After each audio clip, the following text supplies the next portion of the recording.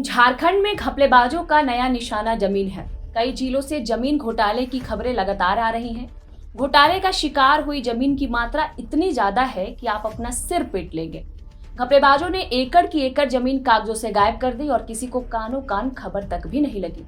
रांची में जहां 200 एकड़ जमीन का नेचर बदलकर उसकी हेरा फेरी की गई, तो अब बोकारो में 100 एकड़ से ज्यादा जमीन का गोलमाल हो गया। पूरा मामला क्या है, इस वीडियो में आपको तफसील से पूरी जानकारी देंगे। बोकारो में वन और राजस्व विभाग की 103 एकड़ भूमि को फर्जी तरीके से हड़पने के लिए प्राइवेट लिमिटेड कंपनी बनाई गई।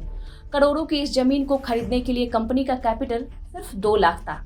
सीआईडी ने जब इसकी जांच की तो जमीन खरीद की पूरी साजिश का पर्दाफाश हुआ। जांच में यह बात सामने आई कि जमीन की खरीद उमायुष मल्टीकॉम प्राइवेट लिमिटेड कंपनी ने की थी। 1 फरवरी 2021 को कंपनी स्थापना के दौरान इसका कैपिटल 2 लाख बताया गया था, लेकिन मार्च में कंपनी ने राजवीर कंस्ट्रक्शन से 8 फरवरी 2021 को 1.80 करोड़ व 10 फरवरी 2021 को 1.20 करोड़ और 4 और 26 मार्च को 40 लाख की आमद के बाद जमीन की रजिस्ट्री कराई। सरकारी फीस देने में भी इसी रकम का इस्तेमाल किया गया। अब पूरे मामले में सीआईडी पावर ऑफ अटर्नी के जरिए जमीन की रजिस्ट्री करने वाले शैलेश कुमार सिंह की तलाश कर रही है। उमायुष कंपनी में शैलेश की पत्नी भी निदेशक है।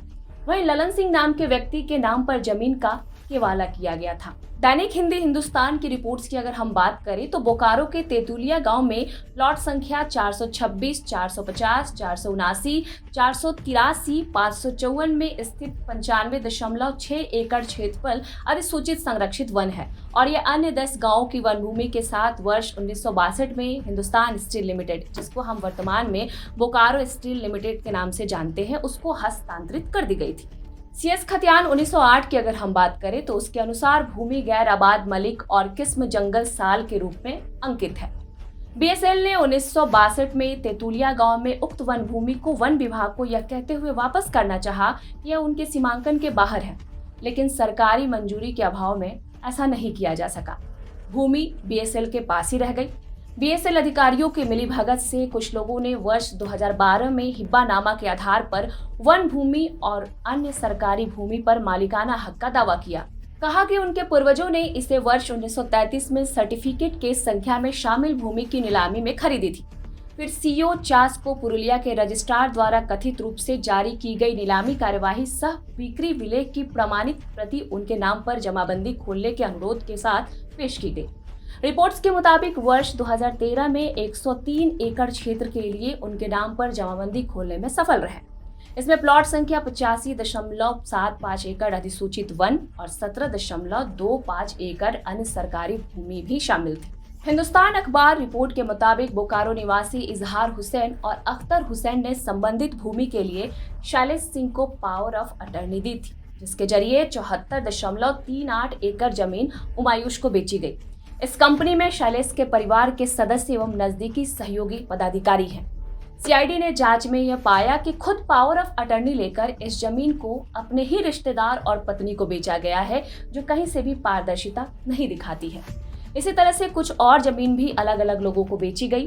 पूरी जमीन की बिक्री से संबंधित वन विभाग को कोई भी जानकारी नहीं थी। इस गड़बड़ी के विषय में पहली बार वर्ष 2021 में विभाग को पता चला, जब डीएफओ बोकारो के खिलाफ इस मामले में उच्च न्यायालय के आदेशों के उल्लंघन के आरोपों के साथ अवमानना का मामला दायर किया गया। लेकिन तेतुलिया गांव में वन भूमि निजी पार्टियों के बीच बिक्री, खरीद और पंजीकरण के अधीन थी। ऐसे में उच्च न्यायालय ने नोटिस को लिया और अवमानना खारिज हो गई। इसके बाद ही वन विभाग ने पुरुलिया के जिला रजिस्ट्रार के साथ पत्राचार किया और जब पत्राचार किया तो यह पता चला कि कथित बिक्री विलेख संख्या 191/1933 जिला रजिस्ट्रार और जिला मजिस्ट्रेट पुरुलिया के कार्यालय में मौजूद ही नहीं है। और तब जाकर यह खुलासा हुआ कि बिक्री से जुड़े दस्तावेज फर्जी हैं और डीएफओ बोकारो ने इस मामले में एफआईआर भी दर्ज कराई। सीआईडी अभी भी एफआईआर की जांच कर रही है और टाइटल सूट भी लंबित है। झारखंड में जमीन घोटाले के ये मामले सच में चौंकाते हैं। किस तरह से विभाग की नाक के नीचे सरकारी, भूइंहरी, आदिवासी और वन भूमि का नेचर बदलकर उसकी खरीद बिक्री की जा रही है। रांची में 2 साल पहले सेना के कब्जे वाले 400 एकड़ जमीन की इसी प्रकार खरीद बिक्री का मामला सामने आया था। अभी कांके में सरकारी और आदिवासी नेचर की 200 एकड़ जमीन का नेचर बदल दिया गया और उसकी खरीद फरोख्त की गई।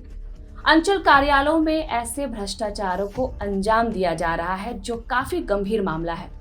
इस तरह से न जाने कितने जमीनों की अवैध तरीके से खरीद फरोख्त की गई थी। जमीन के असली मालिक अंचल कार्यालय का चक्कर लगाते रह जाते हैं और उनको अंदाजा भी नहीं होता है कि उनकी जमीन यूं फर्जी दस्तावेजों के सहारे बेच दी जाती है। निश्चित रूप से ये बहुत ही गंभीर मामला है। इस खबर में फिलहाल इतना ही। मैं थी आपके साथ सृष्टि। आप देखते रहिए द फोर्थ पिलर।